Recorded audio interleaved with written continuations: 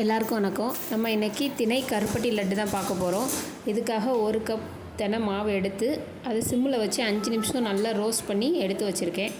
அப்புறம் 1 கப் தண்ணி அடுப்பில் வச்சு அதில் தேவையான அளவு எவ்வளோ இனிப்பு உங்களுக்கு தேவையோ அந்த அளவுக்கு கருப்பட்டி எடுத்து போட்டு அந்த கருப்பட்டி நல்லா கரைஞ்சி வர்றப்போ சுக்கு பொடியும் ஏலக்காய் பொடியும் அதில் போட்டிருக்கேன்.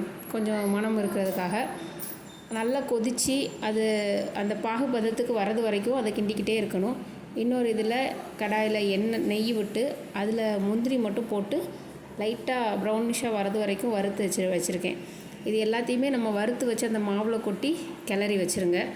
அதுக்குள்ளேயே நம்ம பாகு ரெடி ஆயிரும். அதுக்கப்புறமா ஏற்கனவே சுக்கு ஏலக்காய் பொடியெல்லாம் போட்டிருக்கிறதுனால சில கருப்பட்டியில் கல் மண் கூட இருக்கும். அதனால் நீங்கள் ஃபில்ட்ரு பண்ணி எடுத்துக்கோங்க.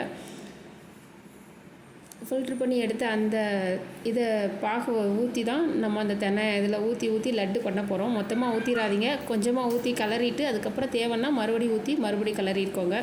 கையில் நல்லா பிடிச்சி உருண்டை வர்ற அளவுக்கு இருந்தால் போதும். ரொம்ப தண்ணியாகவும் கிளுகிளுன்னு ஆயிட வேண்டாம். அப்புறமா குட்டி குட்டி பாலாக எடுத்து உருண்டை பிடிச்சி வச்சு சர்வ் பண்ணிங்கனாலே நம்மளோட ஹெல்த்தியான திணை லட்டு ரெடி ஆயிரும். இது குழந்தைங்களுக்கு ரொம்பவே நல்லது. ட்ரை பண்ணி பார்த்துட்டு எப்படி இருக்குன்னு கமெண்ட்ஸில் சொல்லுங்கள்.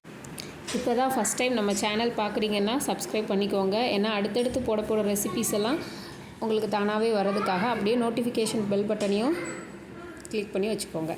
தேங்க்யூ.